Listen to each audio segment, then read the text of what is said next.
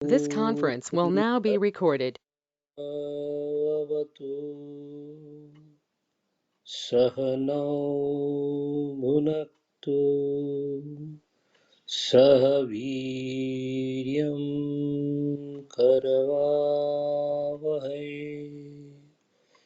तेजस्विनावधीतमस्तु मा विद्विषावहै।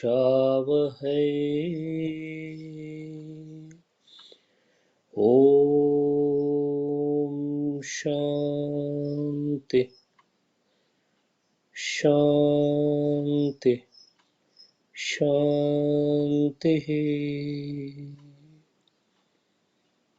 नमः श्री यतिराजाय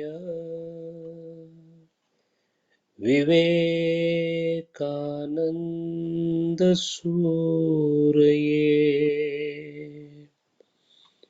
सच्चित् सुख स्वरूपाय स्वामिने तापहारिणे। हरिओम. परमपूज्य स्वामी विवेकानंदांच्या चरित्राला समोर ठेवून साधनेचा वेग द्विगुणित व्हावा या एकमेव उद्देशाने आपण स्वामीजींच्या आत्मचरित्राचा अभ्यास करत आहोत.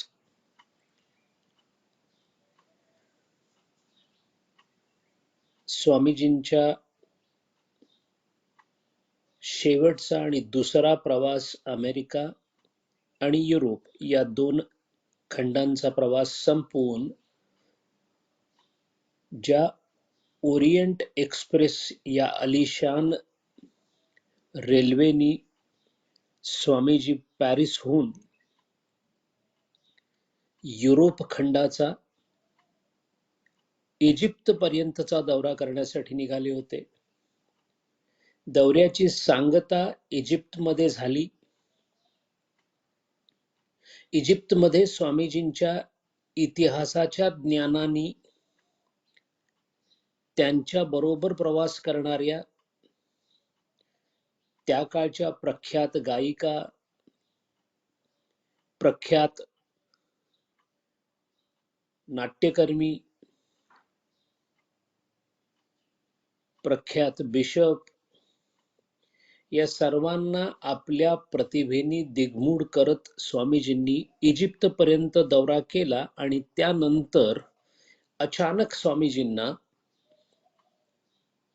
त्यांचे अतिशय आवडते शिष्य कॅप्टन सेवियर हे शेवटच्या घटका मोजत असावेत असा योगिक ज्ञानाने त्यांना अंदाज आल्यानंतर त्यांनी इजिप्तमधूनच भारताकडे म्हणजे आपल्या मायभूमीकडे परत येण्याचा निर्णय घेतला आणि या निर्णयामुळे ते अतिशय दुःखी झाले होते की मला माझ्या मायभूमीला परत जायचंय, पण संन्यासी असल्यामुळे कुणाच्या कडून तिकीट मिळाल्याशिवाय इथून आपल्याला जाता येणार नाही आणि मागणं हे आपल्या स्वभावामध्ये नसल्यामुळं कोणत्या पद्धतीने आपल्या बरोबर असणाऱ्या शिष्यांना किंवा सहचार्यांना हे कळवावं अशा द्विधा मनस्थितीमध्ये थोडेसे शोकाकुल असणारे स्वामीजी त्यांच्या चेहऱ्यावरून जोसेफाईंनी अंदाज केला की स्वामीजींचं काहीतरी बिनसलेलं दिसतंय आणि म्हणून मग जेव्हा स्वामीजींना प्रत्यक्ष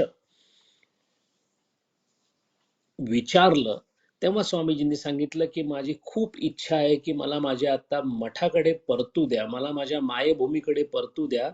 आणि मग स्वामीजींच्या विनंतीला मान देऊन स्वामीजींच्या इजिप्त पासून म्हणजेच पोर्ट सईद पासून ते मुंबईपर्यंतच्या बोटीचं तिकीट या त्यांच्या सहचार्यांनी काढून दिलं आणि स्वामीजी मुंबईला पोहोचले.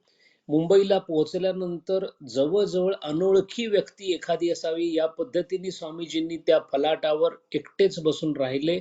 तिथून रेल्वेचं तिकीट काढून मुंबईहून ते कलकत्त्याला पोहोचले आणि जेव्हा ते कलकत्त्याला पोहोचले तेव्हा तिथून जेव्हा ते आपल्या मठाकडे पोहोचले तेव्हा रात्रीचे 10 वाजायला आले होते आणि 10 वाजल्यामुळं मठाचे दरवाजे बंद झालेले असल्यामुळं मठाच्या भिंतीवरून आपल्या सामानासहित उडी मारून जेव्हा ते आत आले, तेव्हा बाहेरच्या दरवानाच्या लक्षात आलं की कोणीतरी विचित्र पोशाख घातलेला माणूस आलेला आहे. कारण स्वामीजींच्या अंगावर त्यावेळी युरोपियन किंवा पाश्चात्य लोकांचा पोशाख होता. त्यांनी जाऊन आत आपल्या बेलूर मठातल्या सगळ्या आपल्या मठामधल्या गुरुबंधूंना स्वामीजींच्या सांगितलं की कोणीतरी विचित्र माणूस आपल्याकडे भिंतीवरून उडी मारून आलेला आहे. त्याबरोबर सगळे पाहायला बाहेर आले आणि जेव्हा बाहेर आले तेव्हा कळालं की हे दुसरे तिसरे कोणी नसून आपले नरेंद्रनाथ आहेत.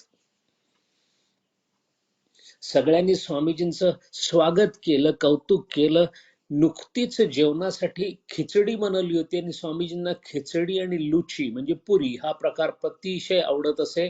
स्वामीजींना अतिशय आनंद झाला, गुरुबंधूंना अतिशय आनंद झाला, त्यांच्या शिष्यांना आनंद झाला आणि स्वामीजींनी सगळ्यांच्या बरोबर त्या रात्री जेवण केलं आणि स्वामीजी तिथे राहायला लागले.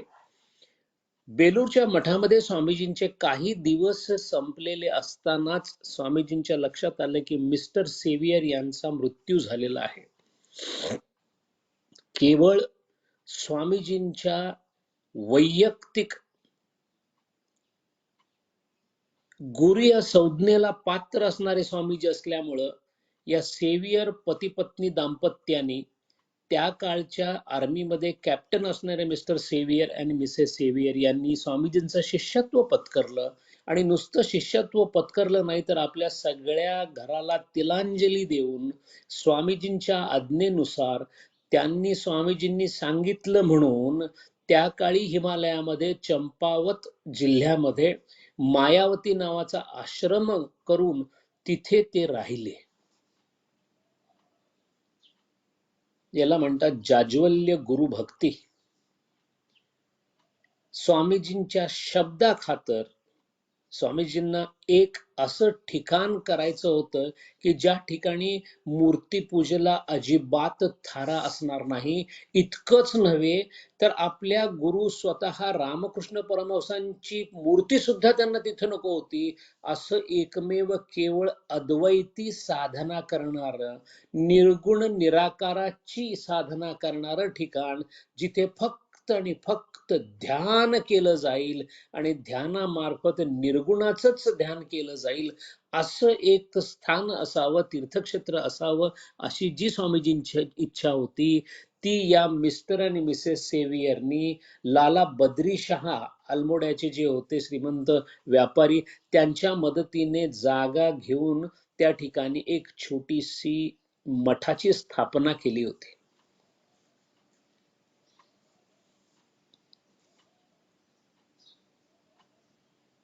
आपण सगळे मंदिरांमध्ये जातो, मंदिरामध्ये प्रार्थना करतो, पण आपल्याला प्रत्येक ठिकाणी प्रतीक असावं लागतं. प्रतीकाशिवाय आपली पूजा पूर्ण होत नाही. कारण प्रतीक म्हणजेच विग्रह असावा लागतो, मूर्ती असावी लागते.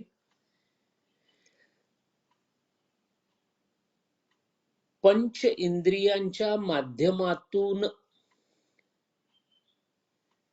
सेंद्रिय असा जो अनुभव, इंद्रियांच्या माध्यमातून येणाऱ्या अनुभवांनीच आपण केवळ परमेश्वर या तत्वाची प्रतीक मानून पूजा करणे हे आपण करत असतो. ही द्वैतामध्ये लावलेली व्यवस्था आहे आणि त्याला तितकंच महत्व आहे.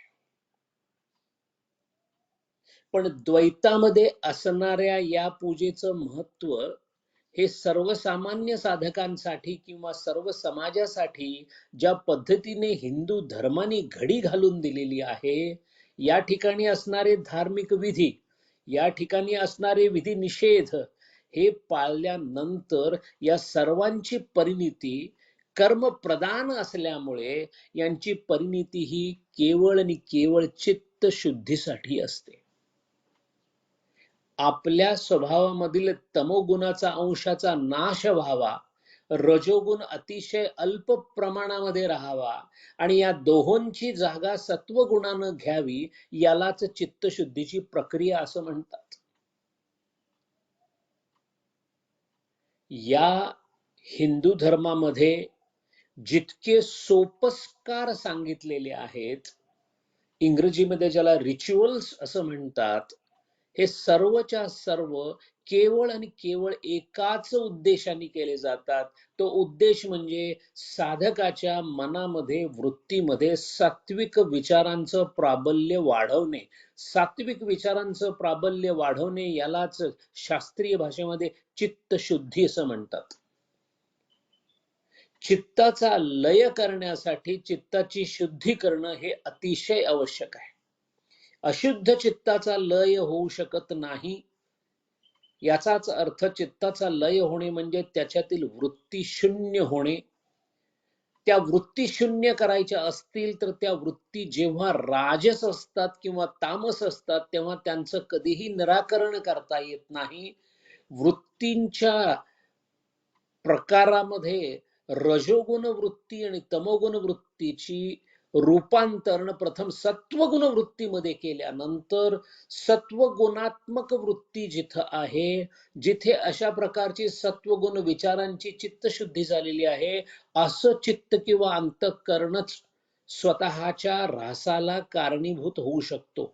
मनोलय, अंतःकरण लय, अमन अवस्था हे सर्व होण्यासाठी पहिल्यांदा ते उत्मन अवस्थेमध्ये जाण्यासाठी सर्वसाधारण मनाची उन्मनी अवस्था येण्यासाठी आणि उन्मनी अवस्थेनंतर मनोलय या अवस्थेमध्ये जाण्यासाठी सत्वगुणाच्या परिपोषाची गरज आहे. आणि ती परिपोषाची गरज ही केवळ ज्या सोपस्कारांनी पूर्ण केले जाते त्याला द्वैतामधील केलेला अर्चना पूजा या प्रकारचा सोपस्कार असं म्हटलं जातं.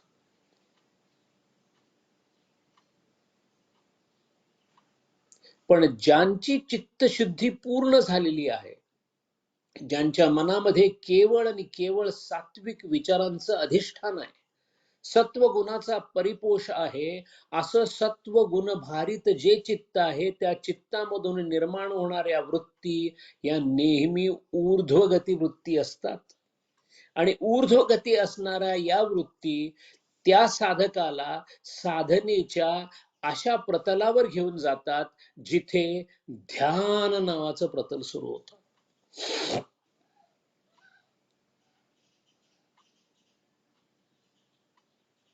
एकाग्रता हे सत्वगुणाचं फळ आहे. म्हणून सत्वगुण भारित जे चित्त आहे ते आपसुकच एकाग्रतेकडे झुकतं. आणि जेव्हा साधक एकाग्रतेकडे झुकतो तेव्हा तो ध्यानाच्या अनेक पायऱ्यांवर, अनेक प्रतलांवर हळूहळू आरूढ व्हायला लागतो. अशा लोकांसाठी, अशा साधकांसाठी असं एक ठिकाण असावं जिथे प्रतीकाला अजिबात स्थान असणार नाही, जिथे केवळ आणि केवळ निर्गुण निराकाराचीच उपासना किंवा ध्यान करता येईल. असं एक ठिकाण स्वामीजींना करायचं होतं. म्हणून मायावती नावाचा आश्रम, ज्याचं खरं नाव अद्वैत आश्रम असंच होतं, पण ज्या गावामध्ये केलं त्या गावाचं नाव मायावती असल्यामुळे तो आता सध्या मायावती आश्रम म्हणून प्रसिद्ध आहे. या मायावती आश्रमाची जी कोनशिला होती तेव्हापासून हे सेवियर दाम्पत्य तिथे राहिला होतं. त्या मिस्टर सेवियर जे होते, ज्यांनी ऐश आरामाचं आयुष्य ब्रिटिश म्हणून उपभोगलं होतं, ते आणि त्यांची पत्नी अत्यंत खडतर परिस्थितीमध्ये तिथे राहिले. हे मिस्टर सेवियर इतके साधे होते की त्यांनी अतिशय वैराग्यपूर्ण आपलं आयुष्य तिथे काढलं. मुळातच हिमालयाच्या एका टोकावर असणारा हा आश्रम, आजूबाजूला कोणतीही वस्ती नाही. साधी गोष्ट एखादी जरी दैनंदिन वापरातली घ्यायची म्हटलं तर कैक मैल पहाडामध्ये चालावा लागेल अशा ठिकाणी केलेला हा आश्रम असून सुद्धा हे गृहस्थ अतिशय साधेपणाने राहत असत. जमिनीवर झोपणं, एक किंवा दोन वस्त्रावर त्यांनी पूर्ण आयुष्य तिथे काढलं. आणि याच काळामध्ये त्यांना मूत्राशयाच्या इन्फेक्शनची बाधा झाली. तिथलाच काही थोडासा उपचार त्यांनी चालू ठेवला. बऱ्याच जणांनी सल्ला दिला की महाराज आपण इथून उठावं आणि आपण अल्मोडा किंवा कलकत्त्याला जावं, तिथे ट्रीटमेंट करून घ्यावी. पण त्यांनी चक्क आणि स्पष्ट नकार दिला. ते म्हणाले, महाराज स्वामीजींच्या आज्ञेने मी इथे आहे. आता माझा देहांतर जरी झाला तरी मी ही जागा सोडणार नाही. आणि या त्यांच्या मृत्यूपर्यंतच्या काळापर्यंत अतिशय वेदना होत असताना सुद्धा सतत हसतमुख असणारे मिस्टर सेवियर यांनी तितिक्षेचा किती अभ्यास केला असेल हे आपल्या लक्षात येईल. त्यांच्या मृत्यूच्या अंतिम क्षणापर्यंत ते अतिशय हसतमुख आणि उत्साहीच राहिले. कमी वयामध्ये मृत्यू झाला त्यांचा, आणि म्हणून आपला लाडका शिष्य त्याचा मृत्यू झालेला हे कळाल्यानंतर स्वामीजींनी कलकत्ताला आल्यानंतर पहिला जर कोणता नियोजन केलं असेल तर ते म्हणजे मला मिसेस सेवियरना जाऊन भेटावं लागेल. याचाच अर्थ मी मायावती आश्रमाला भेट देणार असं स्वामीजींनी जाहीर केलं आणि त्याप्रमाणे त्याची स्वामीजी तयारी करायला लागले. बेलूर मठामध्ये आल्यानंतर स्वामीजींना बरेच जण विचारत असत, स्वामीजी तुम्ही अमेरिकेत जाऊन आला, कसे असते अमेरिका? विचार करा, 1900 साली स्वामीजी 2 वेळेला अमेरिकेला जाऊन आले होते, ज्या काळी आपण एका गावावरून दुसऱ्या गावाला जात नव्हतो. त्यामुळे अतिशय सुरस आणि चमत्कारिक कथा स्वामींकडून ऐकायला मिळतील या उद्देशाने स्वामीजींना पाश्चात्य देशांबद्दल त्यांचे गुरुबंधू आणि शिष्य विचारत असत. पण स्वामीजींनी 2 ट्रिप्स अमेरिकेला केल्या. त्यांची पहिली भेट आणि दुसरी भेट या दोहोंमध्ये स्वामीजींच्या कथनामध्ये फरक होता. जेव्हा स्वामीजी पहिल्यांदा अमेरिकेला जाऊन आले तेव्हा त्या देशामधल्या स्त्री स्वातंत्र्य, लोकशाहीची वाटचाल, नवनवीन शोध, संसाधनांची रेलचेल, औद्योगिक क्रांतीकरण या सगळ्या गोष्टी स्वामीजींना अतिशय आवडल्या होत्या. रजोगुणाचा उत्कृष्ट वापर इथे झालेला आहे असं स्वामीजी म्हणायचे. मात्र माझा देश तमोगुणामध्येच अजून डुबलेला आहे, त्याला रजोगुणाची अतिशय गरज आहे असं स्वामीजी म्हणायचे. पण आत्ता झालेल्या दुसऱ्या ट्रिप नंतर जेव्हा स्वामीजी परत आले तेव्हा मात्र त्यांचे विचार खूप बदललेले होते. स्वामीजींना जेव्हा विचारलं जायचं की स्वामीजी अमेरिका आपल्याला कशी वाटली यावेळेला, त्यावेळेस स्वामीजी म्हणायचे, नाही काही नाही, विरोचनाचं गाव आहे. विरोचनाची कथा आपल्याला उपनिषदांमध्ये येऊन जाते. केवळ भौतिक सुखासाठी जगणारा देश अशी संभावना स्वामीजींनी अमेरिकेची केली. ते म्हणाले, संपूर्ण पाश्चात्य जगत हे भौतिक सुखाच्या अंधकाराने वेढलेलं आहे. आपण 1900 साली स्वामीजींनी सांगितलेल्या वाक्यांचा परामर्श घेतोय, पण त्याच्यानंतर 125 जवळजवळ वर्षानंतर आपला देश अतिशय आंधळेपणानं याच देशाचं अनुकरण करत आहे.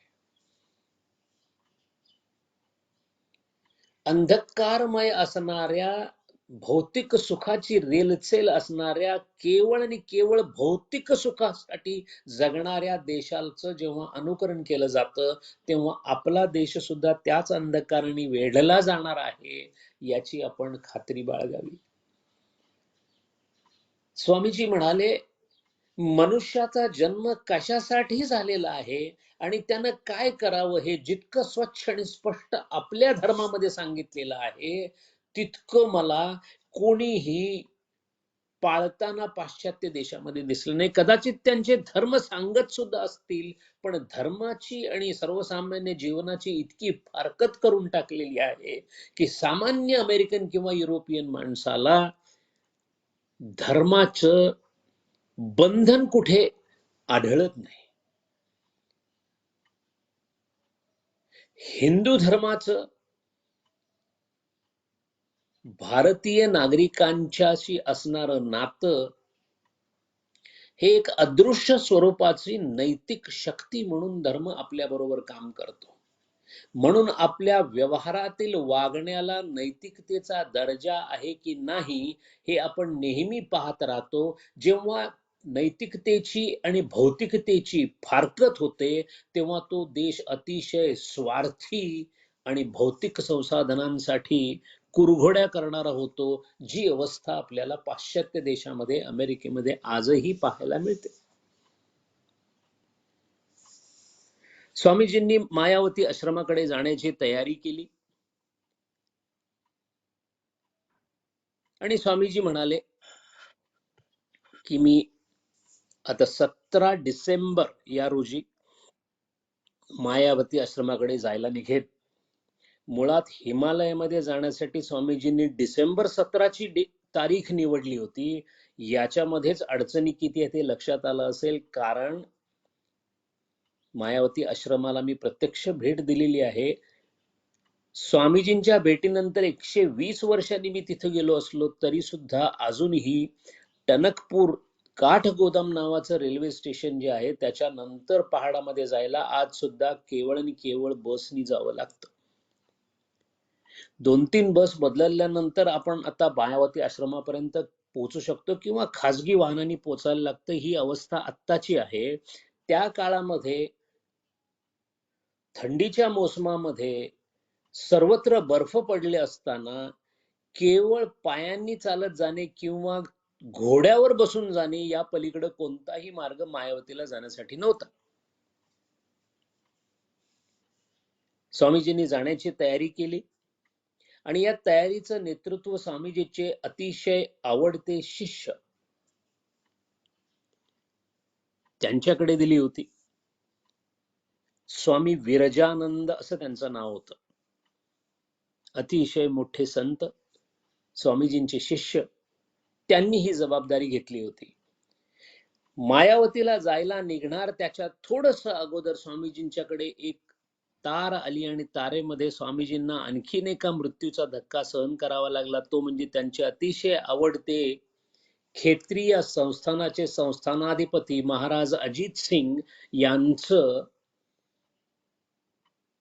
आग्र्याजवळ अकबराचं जे थडगं आहे त्या ठिकाणी ते बघायला गेलेले असताना चुकून त्यांचा तोल गेला इमारतीवरून, ते खाली पडले आणि त्यात त्यांचा मृत्यू झाला. ही बातमी स्वामीजींच्या कानावर आली. स्वामीजी दुःखी झाले. अतिशय कमी काळामध्ये 2 दुःखद बातम्या, एक कॅप्टन सेवियर यांचा मृत्यू आणि एक अजित सिंग यांचा मृत्यू. स्वामीजींनी त्या काळी लिहिलेल्या पत्रामध्ये म्हटलेले की माझे 2 अतिशय जवळचे मित्र आणि पुण्यात्मा या दोघांचाही मृत्यू झालेला आहे. शोक मला त्याचा खूप होतोय.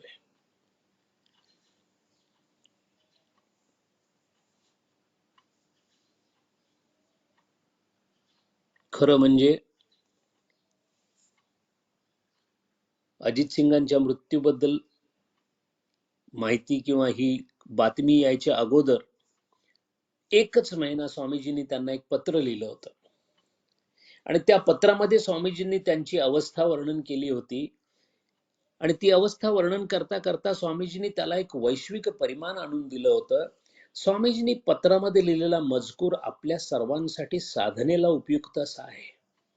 स्वामीजींनी अजित सिंगांना लिहिलेल्या पत्रामध्ये असं लिहिलं होतं की आयुष्य म्हणजेच दुर्गती आहे.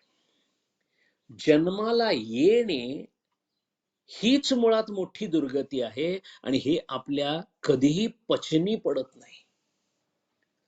देहधारी होणे हा दंड आहे हे आपल्याला कळतच नाही. देह धरे का दंड है सब काहू को होय.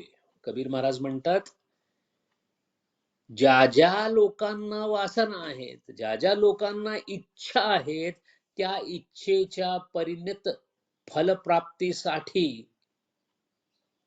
सतीमूले तद्विपाको जाती आयु भोग हा असं पातंजली महाराजांचं सूत्र आहे.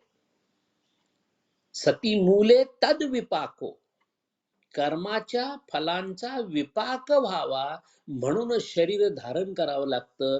म्हणून स्वामीजींनी या पत्रामध्ये असं लिहिलंय की आयुष्य किंवा शरीर म्हणजेच दुर्गती आहे. मानवाच्या आयुष्यामध्ये काहीही मिळवण्यासारखं नाहीये असं स्वामीजींचं मत होतं. केवळ एकच गोष्ट मिळवण्यासारखी आहे, ती या आयुष्यामध्ये जर कोणती असेल तर ते म्हणजे अथांग प्रेम.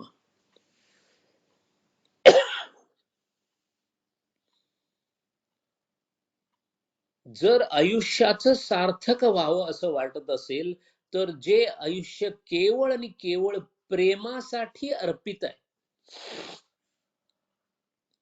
आणि अथांग प्रेम किंवा प्रेमासाठी अर्पित असणारं जीवन जगण्यासाठी असणारी जी महत्वाची अट आहे ती अट म्हणजे जोपर्यंत स्वतःला स्व आहे तोपर्यंत प्रेमाची अनुभूती येऊ शकत नाही.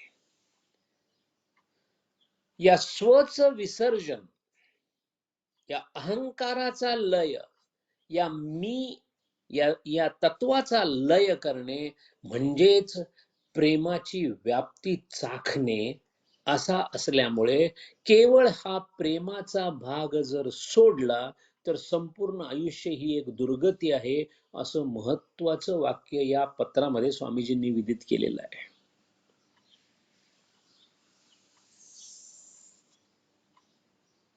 हीच गोष्ट एका सूफींनी खूप छान सांगितलेली आहे. ना फना मेरी ना बका मेरी. फना आणि बका म्हणजे भूत किंवा रूप एखादं असणं, स्वरूप होणे आणि स्वरूप नसणे, त्याला फना आणि बका असं म्हणतात. ना फना मेरी ना बका मेरी, मुझे ए शक्ल में न ढूंढिए, मैं किसी का हुस्ने ख्याल हूं, मेरा कुछ और वजूद अदम नहीं. तो सूफी सांगतो माझं स्वतःचं अस्तित्व काही नाहीच आहे. मी रूपामध्येही नाहीये, मी अरूपामध्ये सुद्धा नाहीये. मी फक्त कोणाचा तरी एक प्रेममय विचार आहे. सगळ्या संतांना, सगळ्या जीवनमुक्तांना या अवस्थेचा अनुभव येत असतो. क्वचित सुद्धा स्वल्प सुद्धा अस्तित्व नसल्यामुळे संत हे नेहमी प्रेमांच्या तरंगावर डुलत असतात.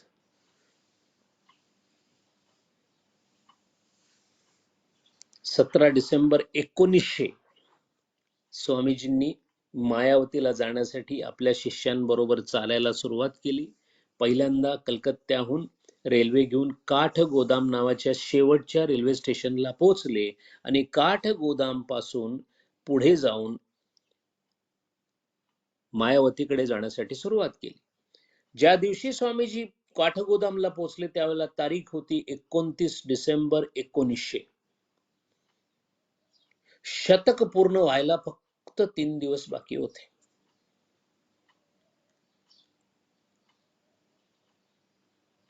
स्वामीजींना रिसीव्ह करण्यासाठी त्यांचे शिष्य मायावती आश्रमापासून चालत काठगोदाम पर्यंत आलेले होते. स्वामी विरजानंदांनी त्या काळामध्ये मायावती पासून काठगोदाम पर्यंत 65 मैलांचा पर्वत भागामधला प्रवास काही पायी चालत आणि बरोबर काही हमाल, त्याला दंडी असं म्हणतात. दंडी म्हणजे जे छोटे अश्व किंवा छोटे घोडे घेऊन जातात, पोनी ज्याला म्हणतात, आणि काही लोक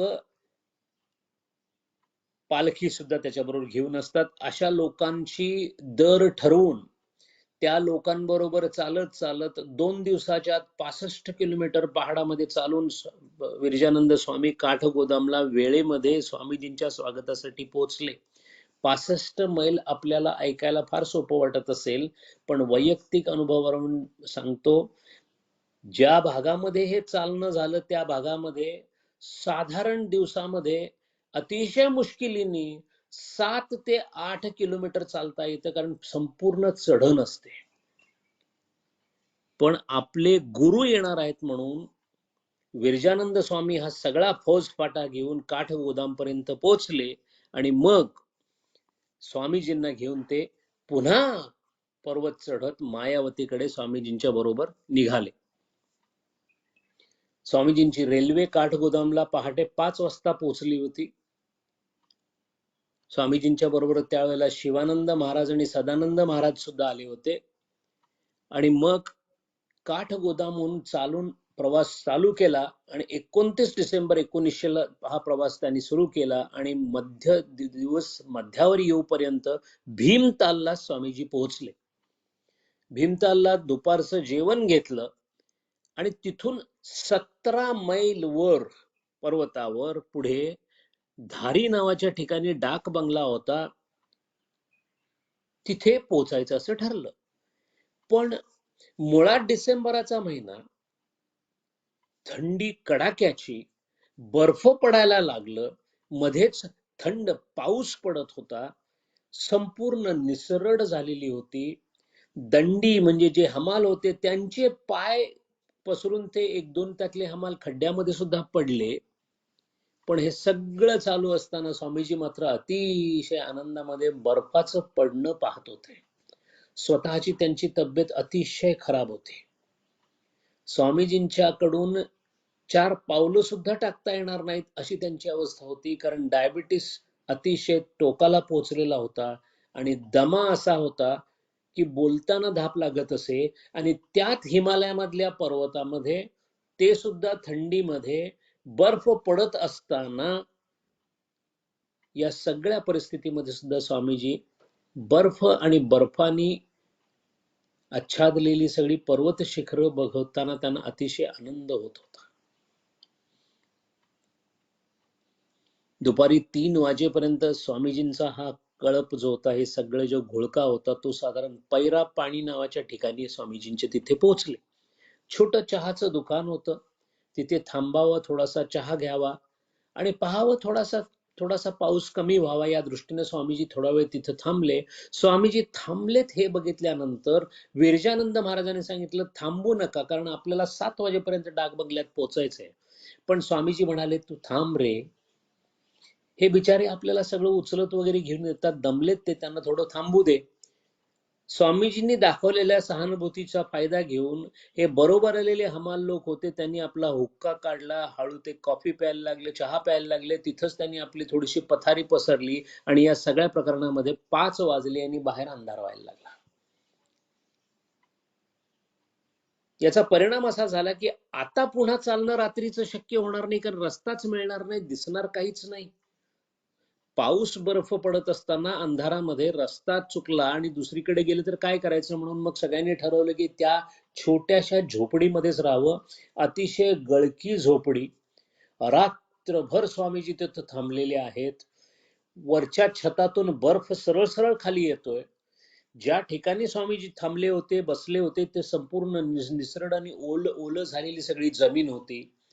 त्या छोट्याशा जागेमध्ये जेवण करायला तो जो ग्रस्त जेवण करत होता, त्याची लाकडं पेटत नव्हती, त्यामुळे भयंकर धूर झालेला होता. स्वामीजींना दमा होता आणि त्यात स्वामीजींना भूक लागलेली होती. अशा तऱ्हेने 31 डिसेंबर 1900 म्हणजे शतकाची पूर्ती होऊन नवीन शतक जे चालू झालं, 1901 साल चालू झालं आणि 1900 साल संपलं, हे अशा ठिकाणी स्वामीजींनी व्यतीत केलं. दुसऱ्या दिवशी सकाळी उठून स्वामीजी मोरनाला नावाच्या डाक बंगल्याकडे वर जायला निघाले.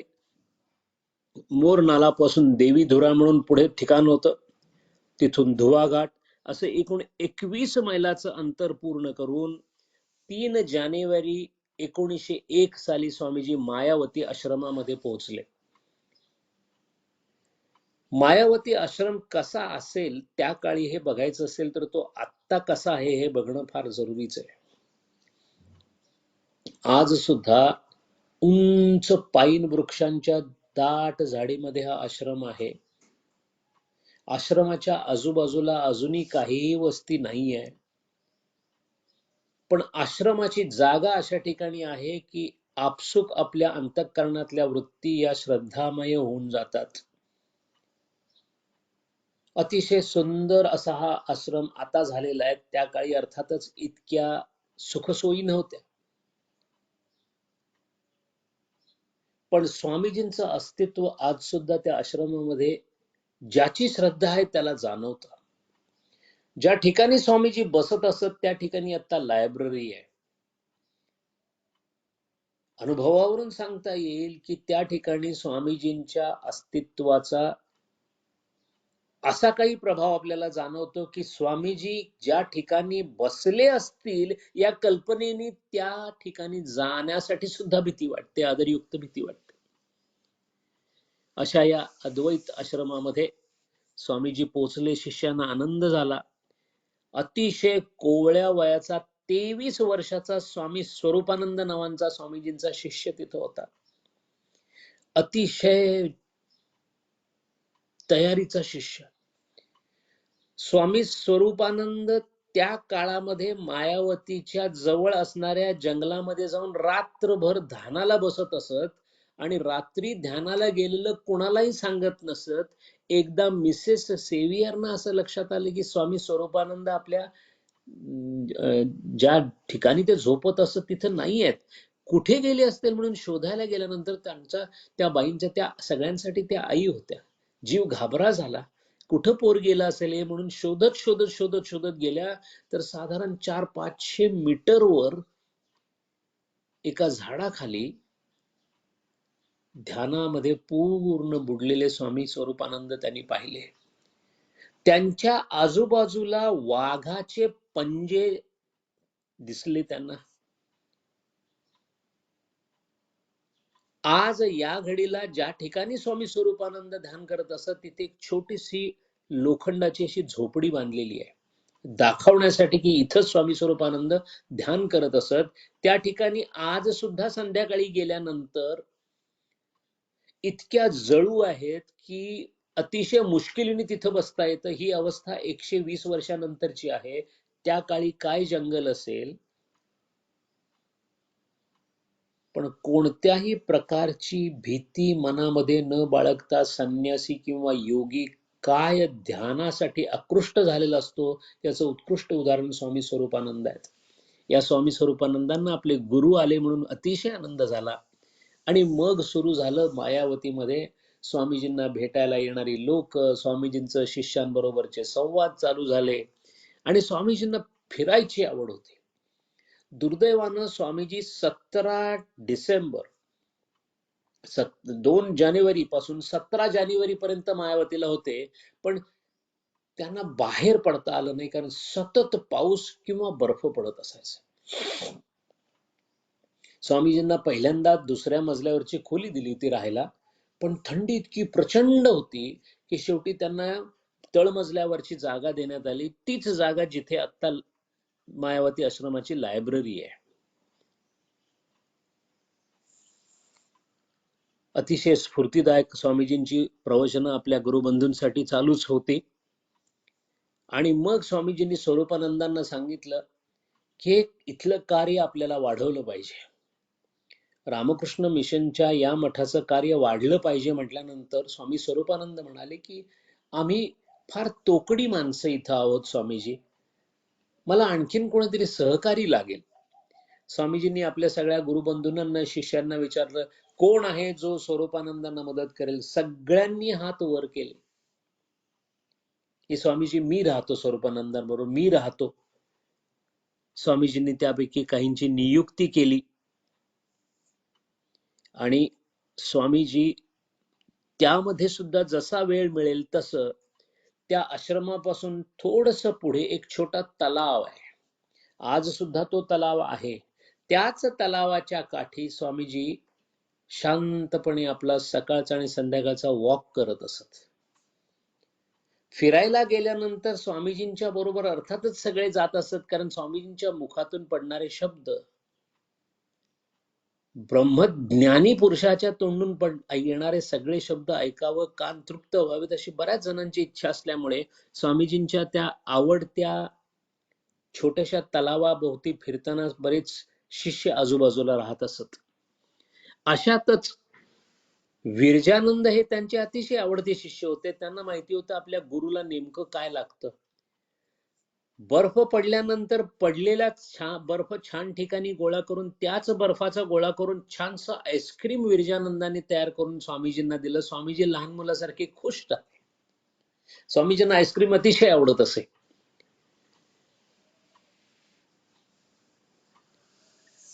स्वामीजी आश्रम पाहत असताना अचानक त्यांच्या लक्षात आले की यातल्या एका खोलीमध्ये रामकृष्णांची मूर्ती प्रस्थापित झालेली आणि तिथे रामकृष्णांची पूजा होते. स्वामीजी त्यावेळेला काही बोलले नाहीत, पण संध्याकाळी जेव्हा सगळे शिष्य आणि गुरुबंधू एकत्र झाले त्यावेळेला म्हणाले की हे मला अजिबात आवडलेलं नाही. हा अद्वैत आश्रम आहे, इथे द्वैती पूजा होणार नाही. जरी ती आपल्या गुरूंची असेल तरी सुद्धा करायची नाही. आणि त्यानंतर ही जी पूजा होती ती बंद झाली. आज तागायत या आश्रमामध्ये कोणतीही मूर्ती नाही, कोणताही फोटो नाही, काहीही नाही. अद्वैत आश्रम, असा निखळ अद्वैत आश्रम म्हणूनच मायावती आश्रम राहिलेला आहे. स्वामीजींनी या काळामध्ये थोडंसं लेखनी केलं. प्रबुद्ध भारत नावाच्या त्यांचं जे मासिक होतं रामकृष्ण मिशनच्या, त्याच्यासाठी लेख लिहायचे. त्यामध्ये त्यांनी तमिळ आणि आर्यन असा एक लेख लिहिलेला आहे. आपल्याला सर्वसाधारणपणे असं सांगण्यात आलेलं आहे ब्रिटिशांच्याकडून, ब्रिटिशांनी लिहिलेल्या इतिहासामधून किंवा आपल्या काही इतिहासकारांकडून, की द्राविड संस्कृती आणि आर्य संस्कृती ह्या दोन वेगळ्या संस्कृती आहेत असं आपल्या मनावर बिंबवण्यात आलेलं आहे. पण स्वामीजींनी जो लेख लिहिला त्यामध्ये स्पष्टपणे असं लिहिलं की भाषा, बोलाचाल, रंग, शरीराची ठेवण जरी वेगळी असली तरी संपूर्ण भारतवर्ष हा रक्ताच्या नात्याने एकाच वंशाशी बांधला गेलेला आहे. याचाच अर्थ द्रविड आणि आर्यन, द्रविड आणि आर्य संस्कृतीमध्ये कोणताही तात्विक फरक नाहीये. याच काळामध्ये जगदीशचंद्र बोसांचं एक पत्र आलं स्वामीजींना. जगदीशचंद्र बोस हे फार मोठे शास्त्रज्ञ होते, आपल्याला माहिती आहे. जीवशास्त्रामध्ये त्यांनी त्या काळी केलेली क्रांती सगळ्यांनाच माहिती आहे. आणि आज जो रेडिओ वेव्हचा शोध मार्कोनी नावाच्या इटालियन माणसाच्या नावावर दिला जातो तो खरा जगदीशचंद्र बोसांनी लावलेला शोध आहे. पण जगदीशचंद्र बोस हे अतिशय विद्वान होते. आपल्या शास्त्रामध्ये तर ते पारंगत होतेच, पण त्यांना उपनिषद आणि दर्शनांचं खूप मोठं ज्ञान होतं. त्यांचं एक पत्र स्वामीजींना आलं की स्वामीजी, नासदीय सुक्त हे फार गूढ सुक्त आहे. ज्याला ज्याला साधना करायची आहे त्यांनी या सुक्ताचा अभ्यास निश्चित करावा. वेदांना अपरंपार महत्व जे काय दिलं गेलेलं आहे, जेव्हा उपनिषद किंवा अरण्यक यामध्ये विचारांची झेप कोणत्या प्रतलापर्यंत पोचलेली आहे, त्याचा आवाका किती मोठा आहे, हे जो सुज्ञ आहे, ज्याच्याकडे अधिकार आहे, ज्याला अभ्यास करता येतो, त्याला अभ्यास करताना त्याचं तोंड आ वासल्यासारखं राहतं. त्याचं कारणच असं आहे की ज्या उच्चतर तत्वज्ञानाची चर्चा वेदांमध्ये झालेली आहे त्याच्या आजूबाजूला सुद्धा कोणतं तत्वज्ञान पोचू शकत नाही. पाश्चात्य तत्वज्ञानाचा तर स्पर्श सुद्धा होऊ शकत नाही. असंच ऋग्वेदामध्ये असणारं हे नासदीय सुक्त अतिशय गूढाने भरलेलं आहे. नासदीय सुक्ताच्या ओळी तर जाऊच, पण त्यातल्या एका ओळीचा अर्थ लावण्याचा प्रयत्न केला तर जवळजवळ मेंदूला झिंझिण्या येतील अशा प्रकारच्या विचारांची उधळण तिथे आहे. नासदीय सुक्तामध्ये जे विचार मांडलेले आहेत त्या विचारांची कल्पना आपण करू शकत नाही. विचार करणं ही दुसरी गोष्ट आहे. कल्पना म्हणजे ज्या ठिकाणी अनुभवाधिष्ठित ज्ञान नाही अशा विचारांना कल्पना म्हणतात. माणसानी हवेमध्ये उडणं हे अनुभवाधिष्ठित नाहीये, म्हणून ती कल्पना आहे.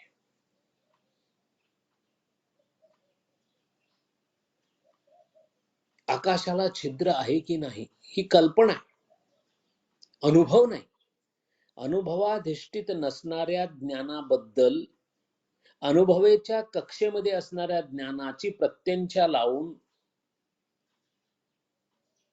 अशा ज्ञानाची कल्पना करता येते. उडणाऱ्या पक्षाचा अनुभव आहे, उडणाऱ्या पक्षाच्या अनुभवावरून माणूस सुद्धा उडू शकेल ही कल्पना होते. पक्षी उडतो ही वस्तुस्थिती आहे, सत्य वस्तुस्थिती आहे. अनुभवातून आलेल्या ज्ञानाच्या सामग्रीवर ज्याचा अनुभव येऊ शकत नाही अशा कोणत्या तरी गोष्टीबद्दल केलेला विचार म्हणजे कल्पना. ही कल्पनेची व्याख्या आहे.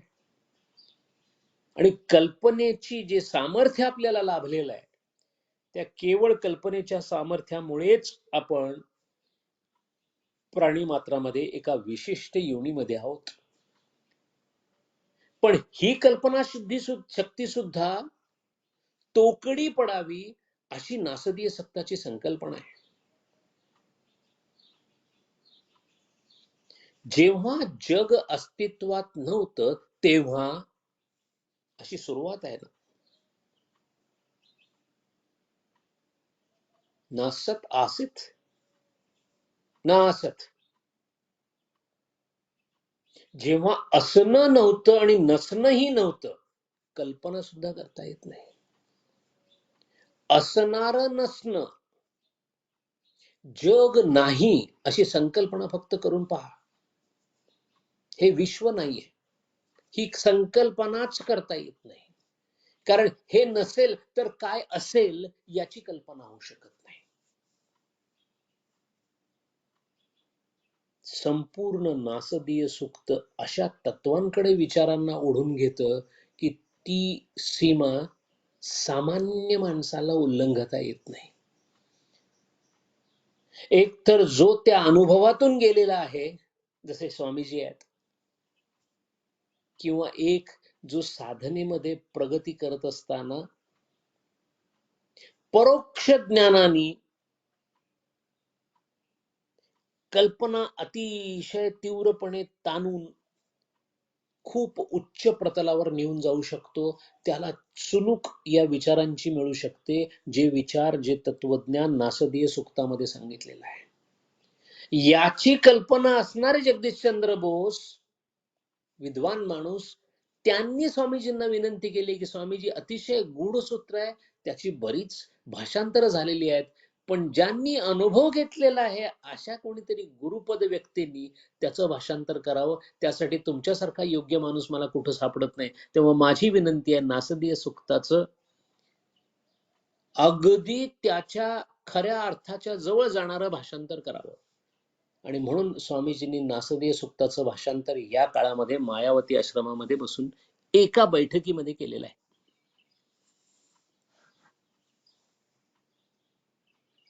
असेच एकदा संध्याकाळी बसलेले असताना गुरुबंधू स्वामीजी थोडे रागीट होते. आपण सगळ्यांनी पाहिलंय. एका गुरुबंधूंनी एका शिष्यांनी विचारलं स्वामीजी आपण कठोर का वागता.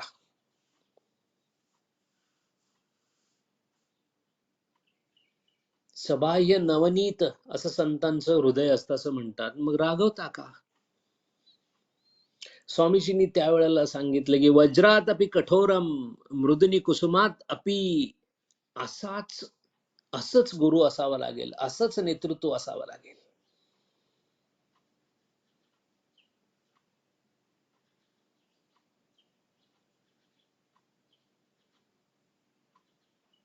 म्हणून स्वामीजींचा एक आवडता शब्द होता सिरदार सरदार म्हणायचे ते.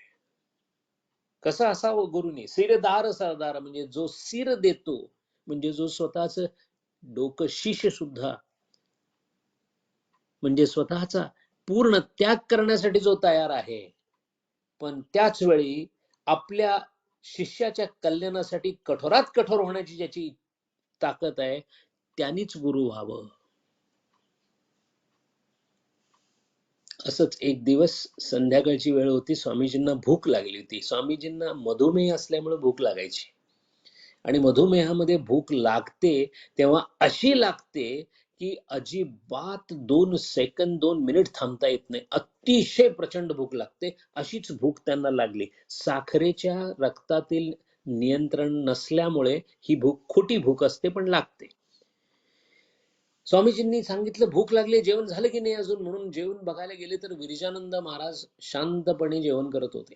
आपला शिष्य जेवण करतोय पण फारशी गडबड करत नाही म्हणून तिथे गेले स्वामीजी आणि बघितलं तर ते सगळं धुरांनी भरलेलं होतं आणि विरजानंद महाराज तिथे जेवण करायला प्रयत्न करत होते. स्वामीजी जाऊन विरजानंदावर ओरडले तुला कळत नाही का मला भूक लागलेली आहे लवकर जेवण करून दे म्हणून. आणि तरी थोडासा वेळ झाला. जेवण बनवलं विरजानंदांनी, स्वामीजींच्या पुढे ताट ठेवलं आणि स्वामीजी लहान मुलासारखे फुरंगटले आणि म्हणाले, मला जेवायचं नाही, घेऊन जा ताट तुझं तुझं. पण शिष्याला आपले गुरु माहिती होते. विरजानंद दोन्ही हात नमस्काराच्या मुद्रेत ठेवून तिथेच उभा राहिले. थोड्या वेळाने स्वामीजींचा राग निवळला आणि मग म्हणाले, विरजा, तुझ्यावर रागवलो रे मी.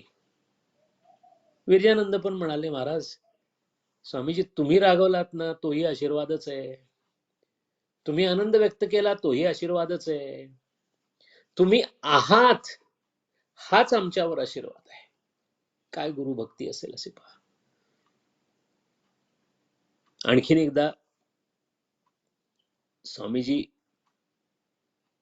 जेव्हा विरजानंद जेवण करत होते तेव्हा सहज पाकगृहामध्ये गेले आणि पाहिलं तर विरजानंद महाराज जेवण करत होते, भात बनवत होते, पण भातामध्ये पाण्याची मात्रा आणि भात याचं प्रमाण व्यस्त झाल्यामुळे, बिघडल्यामुळे शिजवलेला भात भांड्यातून बाहेर येत होता आणि परत परत विरजानंद त्याला आत घालून ढकलून कसं तरी भात शिजवायचा प्रयत्न करत होते. स्वामीजी चटदिशी तिथं पोचले आणि म्हणाले, विरजानंदा, एक काम कर, एक अर्धा वाटी तूप घे आणि ते तूप याच्यात घाल, हा भात बाहेर पडणार नाही आणि चवीलाही उत्तम होईल.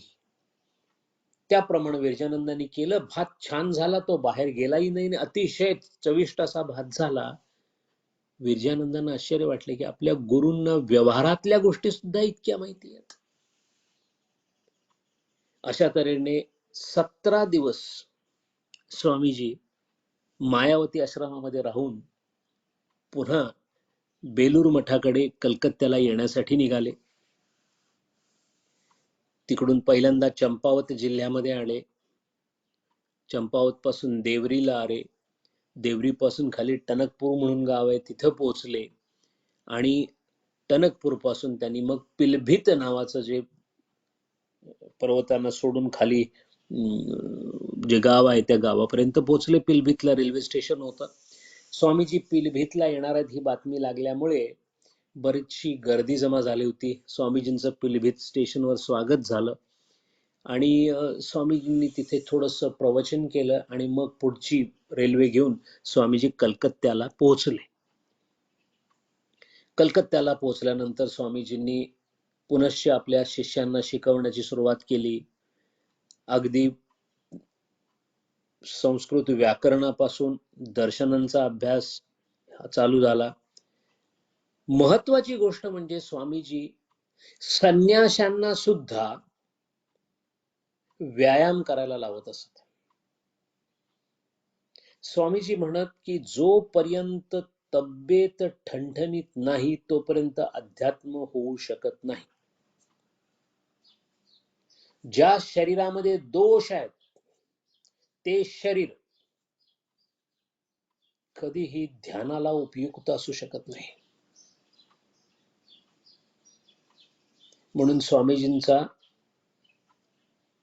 नियमित आणि नित्य व्यायाम करण्यावर फार भर होता. म्हणून आपल्या सगळ्या शिष्यांकडून, गुरुबंधूंकडून ते व्यायाम करून घेत असत.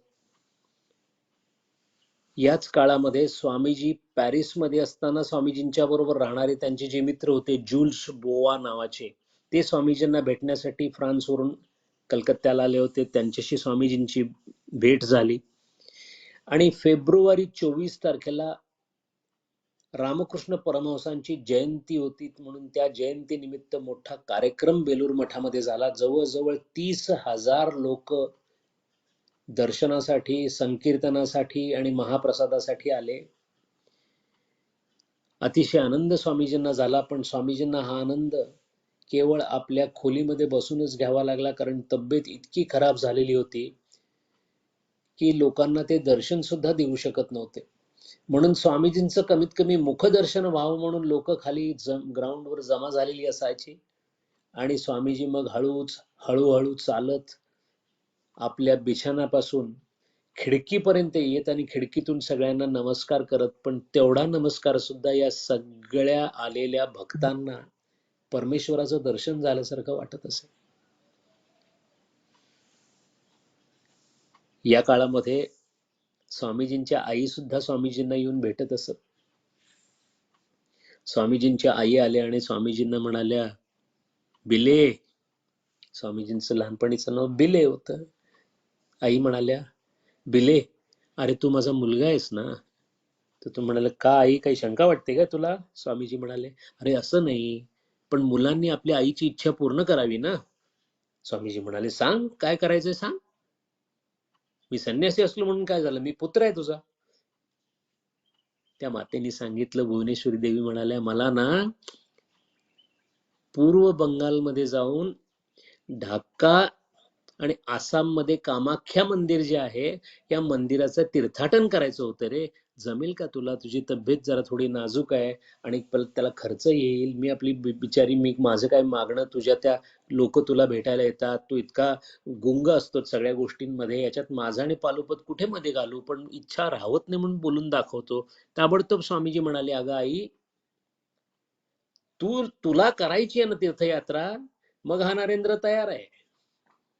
आणि त्याप्रमाणे स्वामीजींच्या आई, त्यांच्या मैत्रिणी, नातेवाईक, स्वामीजींचे शिष्य, स्वामीजींचे गुरुबंधू, असे सगळ्यांनी मिळून पूर्व बंगाल, तत्कालीन पूर्व बंगाल म्हणजे ढाका आणि तिथून पुढे मग आसाममध्ये जाण्याचा कार्यक्रम ठेवून या सर्वांनी या तीर्थाटनाला जायचं ठरवलं आणि त्याप्रमाणे त्यांनी प्रवासाला सुरुवात केली.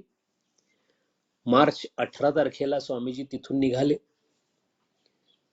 खरं म्हणजे आयुष्याचं आता एकच वर्ष राहिलेलं होतं,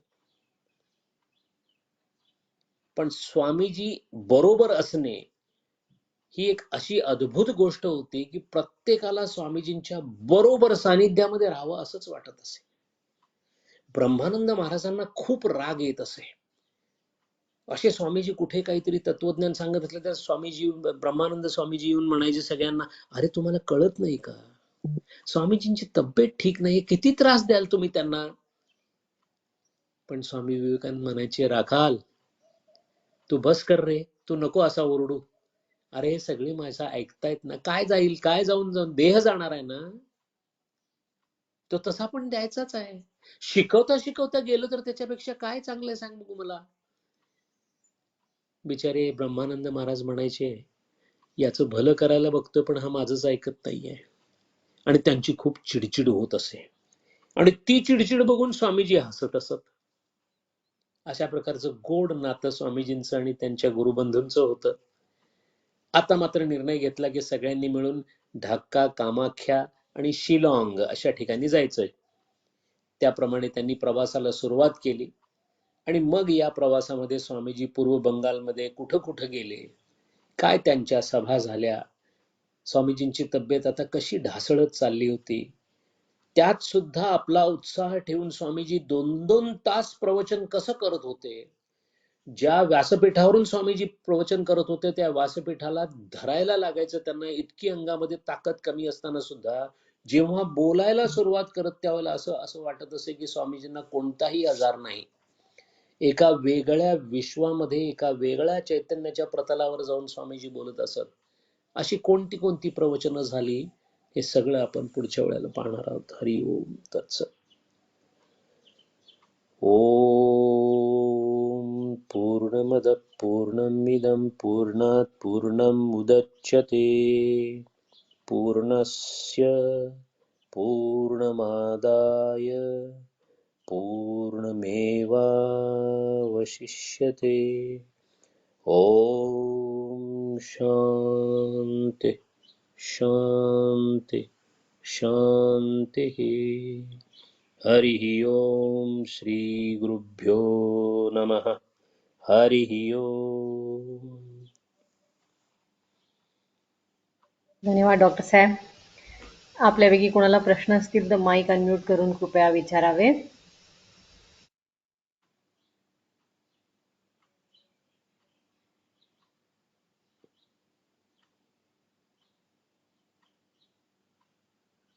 डॉक्टर साहेब नमस्कार. आपण आजच्या व्याख्यानात नासदीय सूक्ताचा उल्लेख केला, तर स्वामीजींनी याच्यावरती काही लिखाण आणि त्यांची प्रवचन असं काही अवेलेबल आहे का वाचनासाठी? स्वामीजींनी नासदीय सूक्त या विषयावर कोणतंही प्रवचन केलेलं नाहीये, पण नासदीय सूक्ताचं भाषांतर केलेलं आहे आणि ते असंख्य जी भाषांतर आहेत त्यापैकी सगळ्यात खऱ्या अर्थाच्या जवळ असणारं ते भाषांतर आहे. त्यामुळे नासदीय सूक्तावर त्यांची प्रवचनं झालेली नाहीयेत किंवा त्यावर विस्तृत काही त्यांनी लिहिलेलं नाहीये, फक्त भाषांतर केलेलं आहे. हरिओम.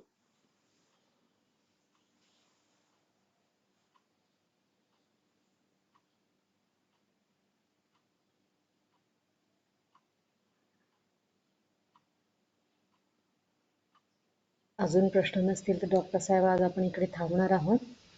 पुनश्च धन्यवाद. भेटूया पुढच्या रविवारी. जय श्रीराम. जय श्रीराम. हरिओम.